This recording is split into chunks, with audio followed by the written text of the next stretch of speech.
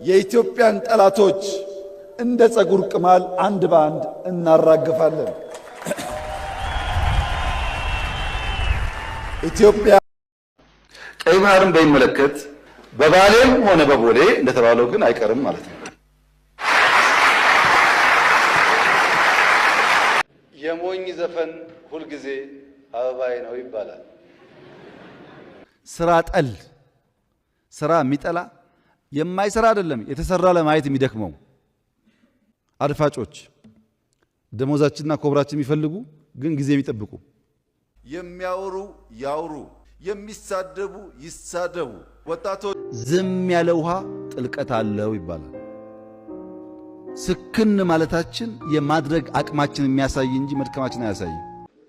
ኢትዮጵያ ቀይ ባህር አይገባት የሚለውን አልሰማንም።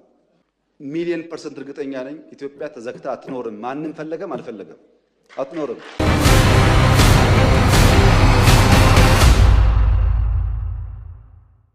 የሚያወሩ ያውሩ፣ የሚሳደቡ ይሳደቡ። ወጣቶች ህልመኞች እንድትሆኑ መክራችኋለሁ። ባህር ዳር የምትባል መጠነኛ ሳይዝ ያላት በአፍሪካ ውስጥ ምርጥ ከሚባሉ ከተሞች አንዷ ከተማ የምትገኘው ኢትዮጵያ ውስጥ ነው። ዘንባባ ያላት የምታምር ለቱሪስት በጣም ሳቢ የሆነች እቺ ከተማ ከጎኗ ጣና የሚባል ውሃ አለ። እንደ ኢንዲያ ኦሽን አለም፣ ጨው አይደለም፣ የሚጠጣ ውሃ ነው ነግራችሁ። ከብቶች የሚጠጡት፣ ሰዎች የሚጠጡት፣ አሳ የሚገኝበት ለኢሪጌሽን የሚውል በጣም ጤነኛ ውሃ። ያ ጤነኛ ውሃ ደግሞ በውሃው ላይ ብቻ በቦት ለመሄድ 2 ሰዓት ተኩል የሚወስድ ዝም ብሎ ትንሽ ኩሬ አይደለም ማውራችሁ። ባህር ዳር ትንሽ አይን መግለጥ ነበር የምትፈልገው። መግለጥ እንደዚህ ምን እያደረግን ነው? አሁን ቤዛ የሚባል ቤተ መንግስት አለ ባህር ዳር፣ በንጉሱ ጊዜ የተሰራ በጣም ተራራ ላይ ሰፊ ቦታ የያዘ እጅግ ስትራቴጂክ የሚባል ቦታ በከተማ ውስጥ የያዘ ቦታ ቤዛ የሚባል ቤተ መንግስት አለ። ቤዛዊት የሚባል ይሄ ቤዛዊት ቤተ መንግስት ላለፉት 40-50 ዓመታት ያው ታሽጎ የተቀመጠው እንደምታውቁት። ቦታው ግን የሚገርም ነው። ዋናው የአባይ ተፋሰስ የሚወርድበት በሱ ጎን ነው የሚወርደው። ቤዛዊትን 5 ስታር ሆቴል ለማድረግ ወስነናል። እየሰራንበት ነው ያለነው። ምክንያቱም እዛ የሚቀመጠው መንግስት ችግር የለም ሲሄድ ሆቴል ማረፍ ስለሚችል ቆልፈን ከምናስቀምጥ አመት እነግድበታለን። ያ ሰው ማረፍ ሲፈልግ ደግሞ 1 ሳምንት ይጠቀምበታል።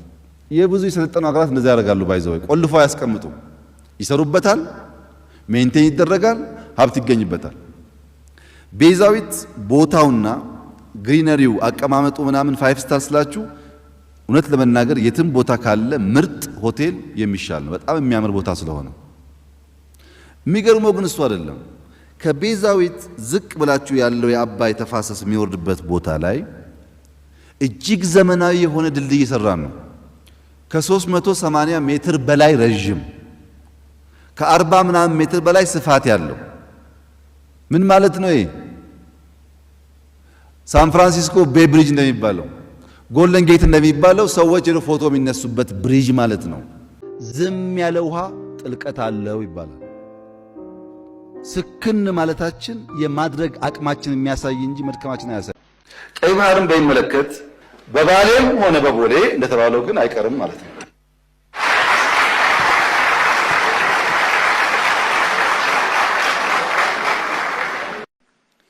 እጅግ የተከበረው የኢትዮጵያ ሕዝብ አንድ ነገር ልብ እንዲል እፈልጋለሁ። ምንም ጉዳይ በውስጥ ቢያከራክረን፣ ምንም ጉዳይ በውስጥ ቢያጨቃጭቀን እንዲህ ባለው መድረክ መነጋገር፣ መወያየት፣ መፍታት ስለምንችል ለሌሎች ኃይሎች ጥቅም የኢትዮጵያን መሻት፣ የኢትዮጵያን ብሔራዊ ፍላጎት አሳልፈን የምንሰጥ በታሪክ ውስጥ እንክርዳድ ሆነን የምንታይ ዜጎች ላለመሆን እያንዳንዳችን ጥረት ማድረግ ይኖርብናል።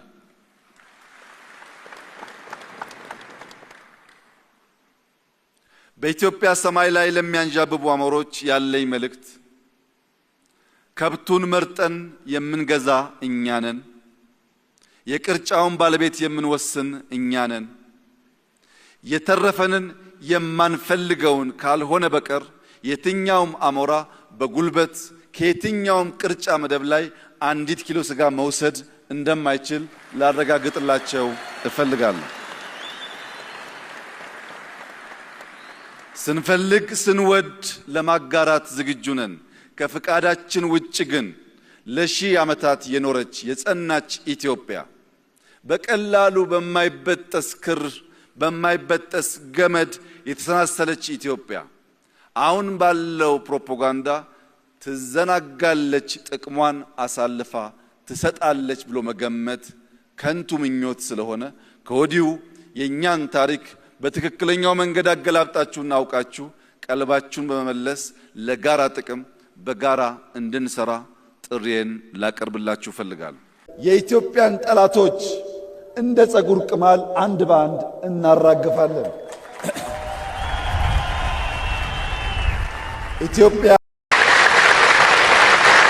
ኢትዮጵያ የማይናወጥ ብሔራዊ ጥቅም አላት። ዓለም ዛሬ ይስማ። የቀይ ባህር አክሰስ ሰላማዊ በሆነ መንገድ ኢትዮጵያ ያስፈልጋታል።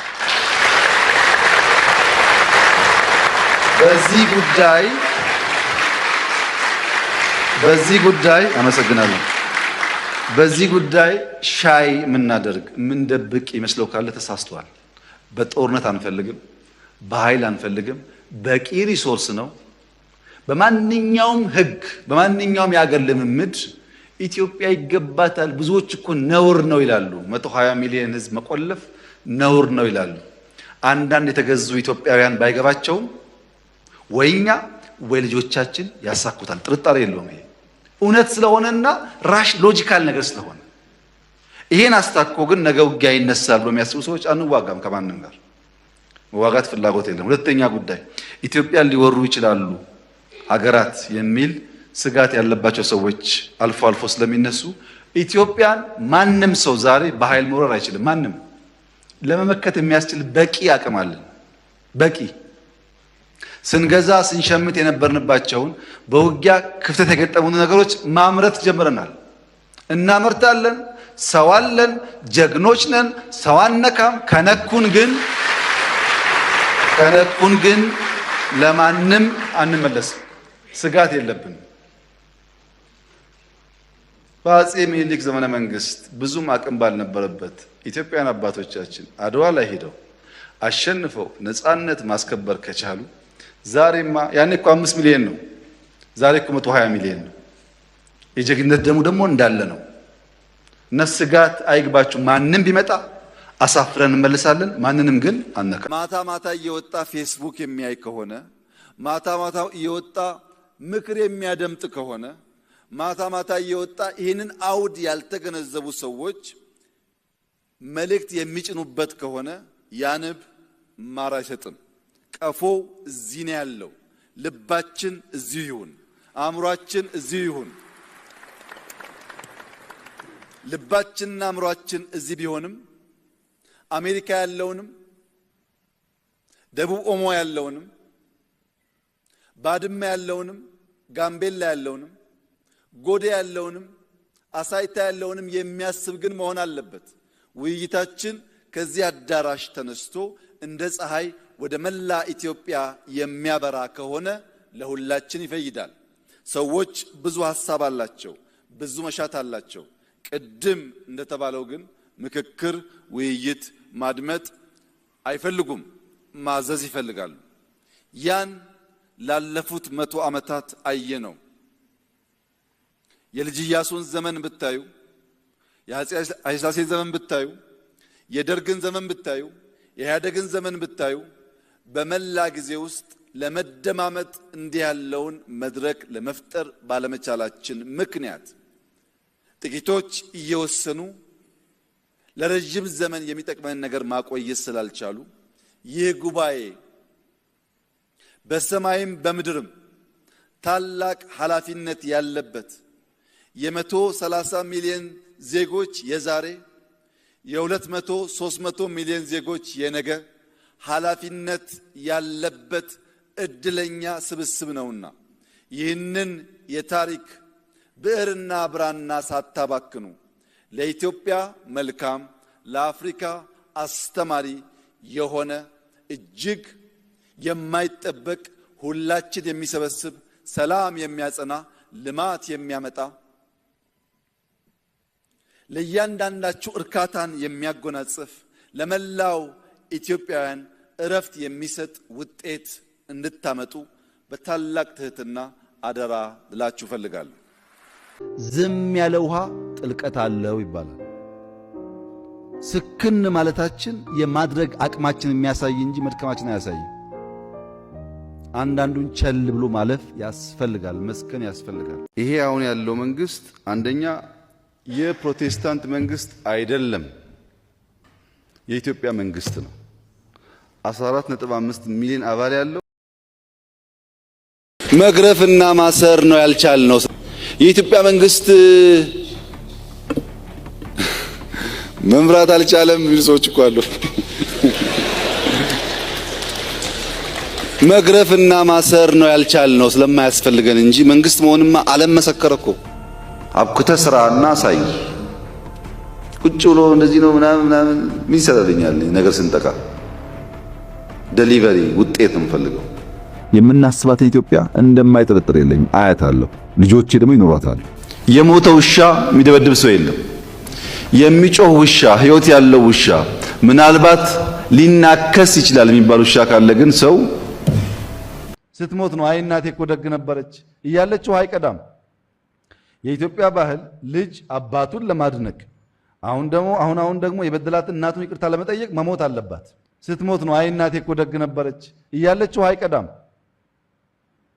ሰው ሲሞት ከልክ በላይ ማወደስ፣ በህይወት እያለ አለማገዝ አደገኛ በሽታ። ኢትዮጵያን ማንም አቆማት አያውቅም፣ ማንምም አያቆማት።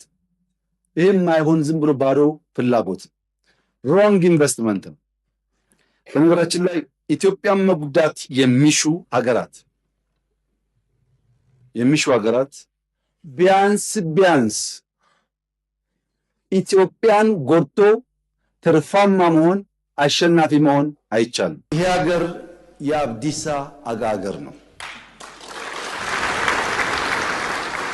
አብዲሳ አጋ በሰው ምድር ታስሮ ሳለ የሀገሩ ወረራ ከሀገሩ አርበኞች ጋር መታገል ሲያቅተው እዛው ሀገራቸው ውስጥ ሆኖ ሰላም እንደነሳቸው ኢትዮጵያውያን ስንነካ ስንጠቃ በምድራችን ብቻ ሳይሆን በእኛ በሚባለው ምድር ችግር ፈጣሪዎች መሆናችን አይቀሬ ነው።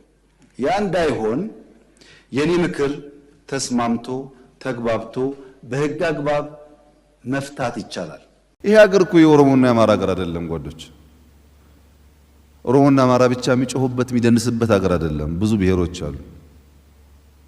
ኦሮሞና አማሮች በቁጥር ብዙ ናችሁ፣ ግን ባካችሁ ሰከን ብላችሁ ኢትዮጵያን በሚገነባ ነገር ላይ ብታተኩሩ ጥሩ ነው። ሁል ጊዜ የኛው ነገር ውድ የሌላው ነገር የረከሰ ከሆነ አይሆንም። ኢትዮጵያን ከወደድን ሁሉም ዜጋ እኩል እድል የሚያገኝበት፣ ሁሉም ዜጋ የሚከበር። በጣም የምትወጠሩ ሰዎች ሰው ሁኑ። ሰውንና ስራ ምን ነው ጭንቀቱ? ልትሞት እኮ ነው። ዝም ብሎ አሞርፎስ፣ ዝም ብሎ ባለስልጣን ሱፍ ለባሽ የተቸገረ እንደ ልቡ የማይናገር ከናንተው ስንት ሰው ነው የኋላ በር እያስከፈተ መኪና ውስጥ የሚቀመጥ? መጥፎ ካልቸር ነው። ብዙ የኢህአዴግ ወንድሞቻችን የበላው ይሄ ነው። ውስጣቸው ቀፎ ነው ባዶ። በሱፍ ምክንያት ካልተከፈተ የማይወርዱ የማይወጡ በቃ የተከበሩ ያስከበሩ። ፎርጌት ኢት። ሰውን አንተ ሰውንና ስራ ምን ነው ጭንቀቱ? ልትሞት እኮ ነው። ምን ያሰቃይሃል በሱፍ ውስጥ? ሰውን እንደ ሰው ተራመድ፣ ሰው ውደድ፣ አልቅስ፣ ሳቅ፣ እርዳ፣ ስራ። ዝም ብሎ ከኋላ ወንበር እንደዚህ ጥሩ አይደለም። የኋላ ወንበር በሽታ ከናንተ ውስጥ ተነቅሎ ሲወጣ ሰው መሆናችሁን ስታቁ ያ ሾፌር ያ አጃቢ አንድ ቀን ከሞት ሲያድንህ ሰው እንደሆነ ይገባሃል። ሰው ሁን። በጣም የምትወጠሩ ሰዎች ሰው ሁኑ። ደግሞ የሚያስወጥር ስራ ሰርታችሁ ቢሆን ባልከፋ እኮ ነው። ሰው ሁኑ። እውነቴን ነው። በጣም ከሚያሳዝኑኝ ሰዎች በኋላ ወንበር የሚመጡ ሰዎች ናቸው። አትሰቃይ፣ ሰው ሁን። አንተ ተሰቃይተ ቤተሰብን አሰቃይተ በኋላ እኮ ችግር ነው። ስታስከፍት ያየ ልጅ ምን እንደሚያምረው አስብ። አዳዲሶች መከራ እንዳትበሉ ባካችሁን። በር አታስከፍቱ፣ ከፍታችሁ ግቡ። የመጨረሻው ሐሳብ መቀበልና መቆም ነው። እያንዳንዱ የብልጽግና አመራር፣ እያንዳንዱ የኢትዮጵያን ብልጽግና የኢትዮጵያን ለውጥ የሚፈልግ መሪ ብዝሃነትን ይቀበል። የሃይማኖት፣ የጾታ፣ የብሔር፣ የባህል ልዩ ልዩ መልክና ቅርጽ እንዳለን የሚቀበል መሆን አለበት። የግድ ነው። አብረን በሰላም መኖር የምንችል ለእናንተ ወሬ የሚያቀብል ሰው እኔ ደሞዝ ከፍየው ከኔ ጋር እየዋለ ለእናንተ ወሬ የሚያቀብል ሰው እናንተን ብትመጡ ሌላ ወሬ አቀባይ እንደሆነ ደግሞ ማሰብ አለባችሁ። ለራሱ ያልታመነ ሰው እንኳን ሻዕቢያና ወያኔና ሱዳን ሌላም ቢጨመር በኢትዮጵያ ሉዓላዊነት ቅንጣት ታክል ስጋት የለም። ቅንጣት ታክል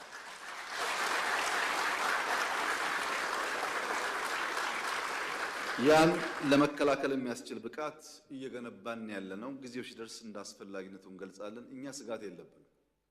ሰዎች ባረጀ ባፈጀ ስልት ድሮ በሰራ ስልት አሁን ለመጠቀም መሞከር ጠቃሚ አይደለም። ምክንያቱም ያኔ ስልቱ የሰራው በሸበጥ ጮፈሬ የላስቲክ ጫማ መሄድ የፈለገ መቅመል የፈለገ መራብ የፈለገ ቢገባውም ባይገባውም ወስቶ የተከተለ ኃይል ነበረ። አሁን ግን 22 እና መገናኛ ህንፃ አስቀምጠህ እዛ በመቀመጥ አይሆንም ማለት ነው። ተቀይሯል ጊዜው። ሀብት እያፈራህ ሀብትን እያጣጣምክ ራስህን ደግሞ ለመስዋዕት ማዘጋጀት አብሮ አይሄድም። አልፎበታልና ይሄ ምኞትም አይጠቅምም። ቅድም ብየዋለሁ፣ አሁን ደግሜ መናገር የምፈልገው የሚያስፈልገን ሰላም ነው። የሚያስፈልገን ትብብር ነው። የሚያስፈልገን አብረን መስራት ነው። የሚያጓጉ ነገሮች አሉ። ትግራይ ጦርነት እንዲፈጠር ሰፊ ፍላጎት አለ። እምቢ ያልንበት ምክንያት ትርፍ የለውም። እኔ እንዳትጠራጠሩ ለኢትዮጵያ ሕዝብ በገባውት ቃል መሰረትና በኮንትራቱ መሰረት 1% አላሳንስም። 8 ሰዓት ትጠብቃላችሁ፣ 16 ሰዓት ነው የምሰራው። ምንም ማጎሎ ነገር የለም ብቻ